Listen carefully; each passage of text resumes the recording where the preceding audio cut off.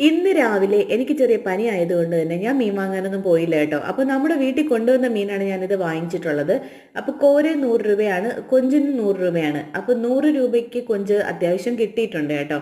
അപ്പോൾ ഞാൻ അത് പൊരിച്ച് കോര മീൻകറിയും വെക്കാമെന്നാണ് വിചാരിക്കുന്നത്.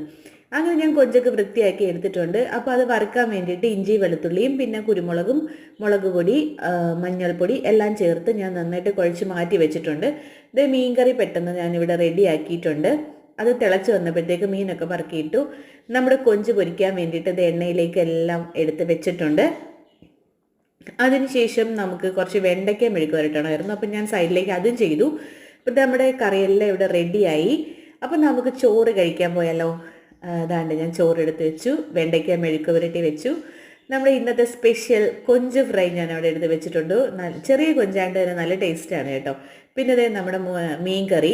അതിനുശേഷം ഞാൻ ഇച്ചിരി ഉണക്കമീൻ പൊരിച്ചത് വെച്ചിട്ടുണ്ട് കേട്ടോ. എനിക്കത് ഇഷ്ടമുള്ള സാധനമാണ്. അപ്പോൾ ഞാൻ ഉണക്കമീൻ പൊരിച്ചത് വെച്ചു.